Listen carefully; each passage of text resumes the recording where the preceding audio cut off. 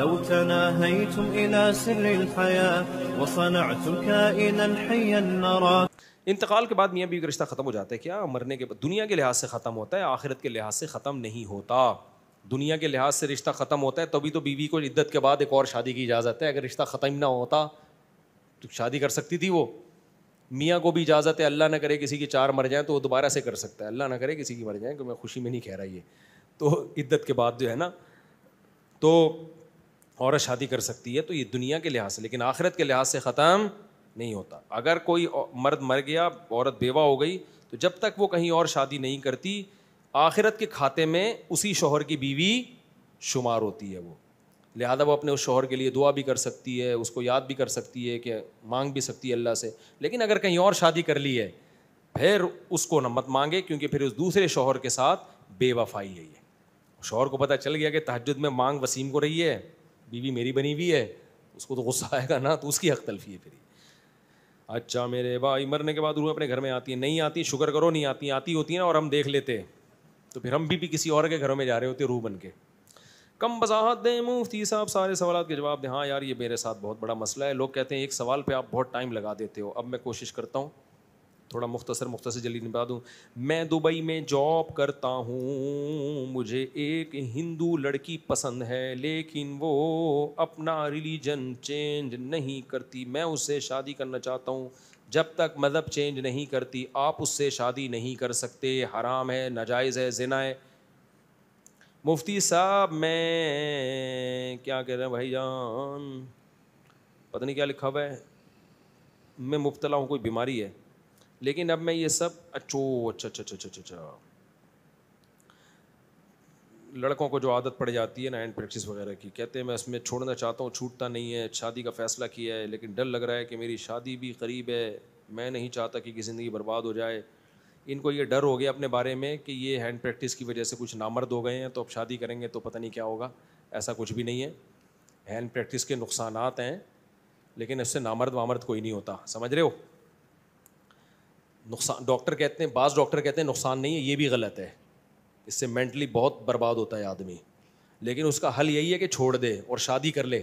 جتنا جلدی شادی کرے گا تو دوبارہ مینٹلی کیا ہو جائے گا, آہستہ آہستہ سیٹ ہو جائے گا. شادی نہیں کرے گا تو مینٹلی کیسے برباد ہوتا ہے یہ ایک الگ بحث ہے. ابھی میں وہ کسی نے کہا نا آپ بہت تفصیل سے جواب دے دیتے ہیں, تو اس لیے مختصر جواب دے رہا ہوں کہ اس سے صحت خراب ہوتی ہے, صحت ٹھیک نہیں ہوتی. کیسے خراب ہوتی ہے کیا ہے, یہ ایک لمبی بحث ہے. لیکن اس سے یہ نہیں ہوتا کہ کوئی نامرد ہو جائے اور وہ شادی کے قابل نہ رہے. نائٹ فال جن کو زیادہ ہوتا ہے وہ بھی سمجھتے ہیں ہم تو سب ختم. او بھائی ختم تھا تو پھر نائٹ فال کیوں ہو رہا ہے, ختم ہی ہو گئے تھے تو نائٹ فال کیوں ہو رہا ہے. تو ہینڈ پریکٹس کیسے ہو جاتی ہے اگر نامردی ہو گئے ہو. تو یہ سب بیکار باتیں ہیں, اس سے کوئی نامرد نہیں ہوتا. ہاں اور کچھ نقصانات ہوتے ہیں, اس سے مینٹلی بہت نقصان ہوتا ہے, اور خاص طور پہ 13-18 سال کی کم عمری میں اگر یہ کام ہو تو اس سے فزیکلی بھی نقصان ہوتا ہے, آپ کے مسل نہیں بن پاتے صحیح طریقے سے وغیرہ وغیرہ. تو اس کا حل یہی ہے کہ شادی کر لو جلدی, اور پھر کسی چکر میں نہ مت پڑو. آج کل یہ بھی ایک بہت بڑی بدعت لوگوں میں آ گئی ہے کہ شادی کی پہلی رات کے بارے میں ادھر ادھر پوچھ رہے ہوتے ہیں. بھائی یہ سب چیزیں فطرت نے انسان کو سکھائی ہیں, یہ نیچرل ہیں, ان میں کسی سے گائیڈنس کی ضرورت نہیں ہے. تو یہ زیادہ بےہودگیوں کے چینل بنے ہوئے ہیں, لوگوں کو سکھا رہے ہیں یہ کرنے کے طریقے ایسے کیا جاتا ہے. یہ سب بےہودہ باتیں ہیں. آدم علیہ السلام کے زمانے سے لے کے اب تک لوگ کیا کہ چینلوں پہ دیکھ رہے تھے, کیا یہ کتابیں پڑھ رہے تھے؟ یہ تو نیچرل ہے. تو یہ سب فطرت خود سکھاتی ہے. ہاں حرام چیزوں کی طرف مت جاؤ, جو شریعت نے جن حدود پہ پابندی لگائی ہوئی ہے ان طرف مت جاؤ. باقی تو میاں بیوی کا پردے کا معاملہ ہے, بند کمرے کا معاملہ ہے, اس میں نیٹ پہ سرچ کرنا کہ کیا صحیح طریقہ ہے کیا غلط. یہ انگریزوں کے کام ہیں, انہیں پہ جچتے ہیں. یہ سمجھتے ہو, یہ سب ڈاکٹروں کو اس میں لفٹ ہی نہیں کراؤ. یہ سب فطرت کی سکھائی ہوئی چیزیں ہیں, نیچر خود انسان کو ان چیزوں میں گائیڈ کرتی ہے.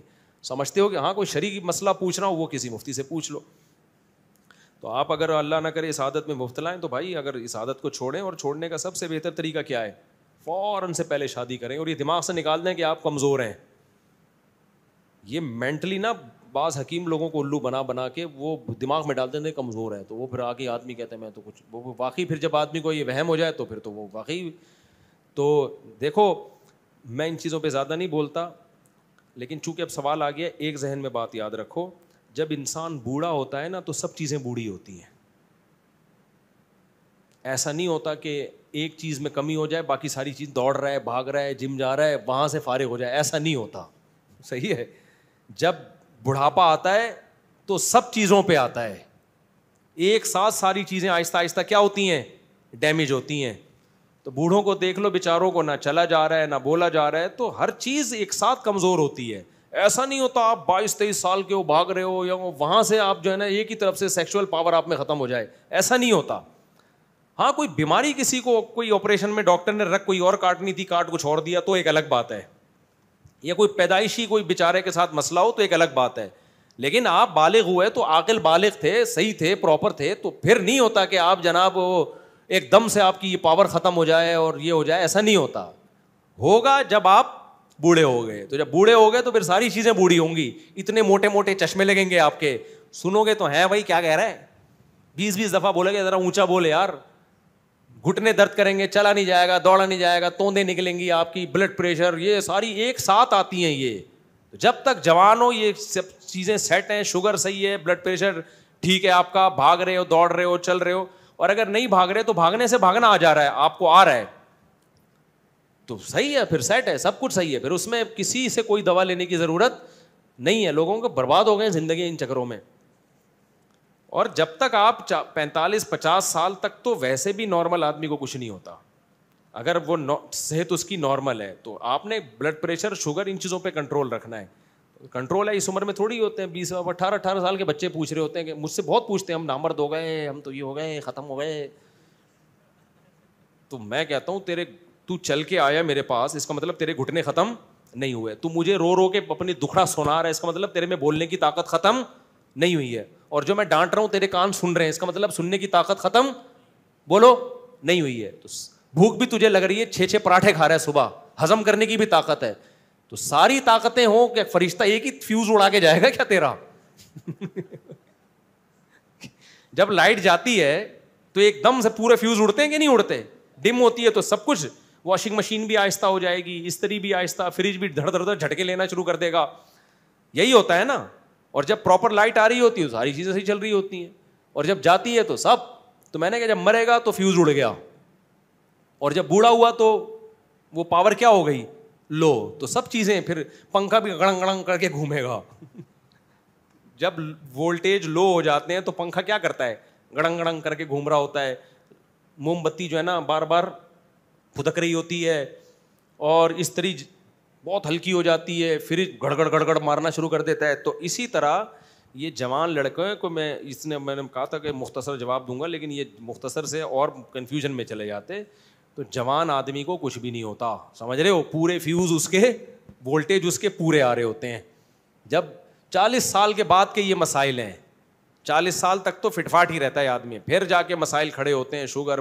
تو اس میں اگر کوئی کنٹرول کر لے گا تو جوان رہے گا, نہیں کرے گا تو پھر جا کے مسائل کھڑے ہوں گے. تو 40 سال کے بعد پھر ورزش کیا کرو اور خوراک پہ کنٹرول کرو. 40 سال سے پہلے بھی کرو, لیکن یہ کہ اتنی بڈھا نہیں ہوتا آدمی 40 سال سے پہلے, سمجھتے ہو.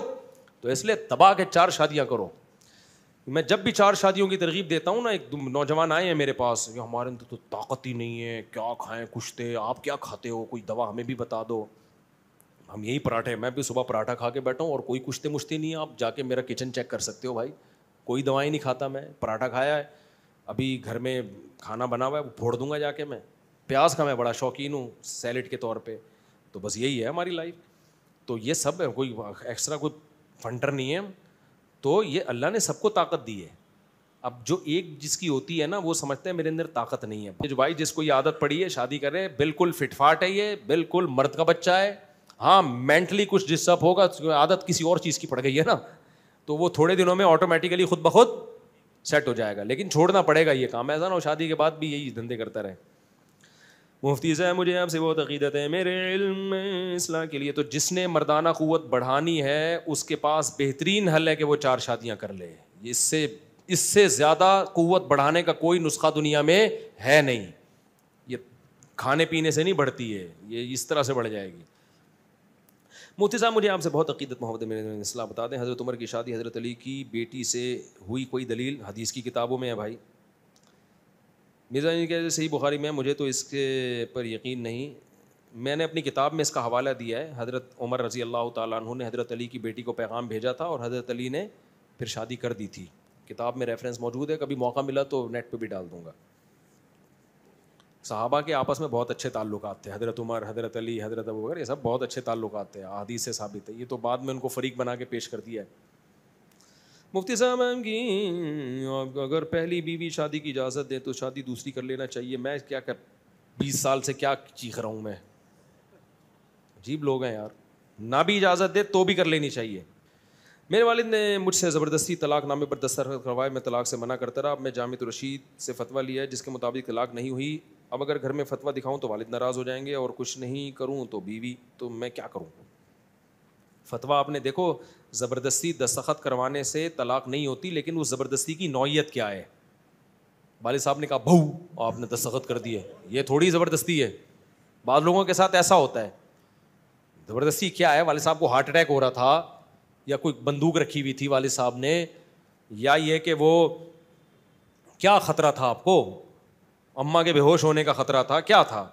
تو جب تک وہ ایکسپلین نہیں کرتے تو فتویٰ نہیں دیا جاتا. میرا ایک کلپ چل رہا ہے زبردستی کی شادی پہ, وہ میں جگہ سے ہٹوا رہا ہوں, اس سے بہت غلط فہمی لوگوں میں پھیلی ہے. تو زبردستی لکھوانے سے واقعی طلاق نہیں ہوتی, بولنے سے تو ہو جاتی ہے, لیکن اس زبردستی میں زبردستی ہونی چاہیے, کوئی خطرات ہوں آپ کو, خالی یہ بہو کرنے سے نہیں ہوتا. تو اب آپ کیا کریں, مجھے کیا پتا. آپ کی بیوی, آپ کے ابا کہہ رہے ہیں وہ میں فتویٰ گھر میں دکھاؤں گا کہ طلاق نہیں ہوئی, تو ابا پھر وہ وہ پھر زبان سے نکلوائیں گے زبردستی. تو اب بھائی میں کیا کہہ سکتا ہوں, آپ بیوی کو لے آئیں. اب جب نہیں ہوئی طلاق, ابا نے کیوں دلوائی؟ ابا سے پہلے پوچھیں تو صحیح نا, کیوں کسی کی بیٹی کا گھر کیوں اجاڑ رہے ہو؟ ابا آپ کی بیٹی کے ساتھ کوئی ایسا کرے تو کیا کرو گے آپ؟ ابا کو غیرت دلاؤ, آر دلاؤ, محبت سے سمجھاؤ. ہوا و حرص والا دل بدل دے, میرا غفلت میں ڈوبا دل بدل دے.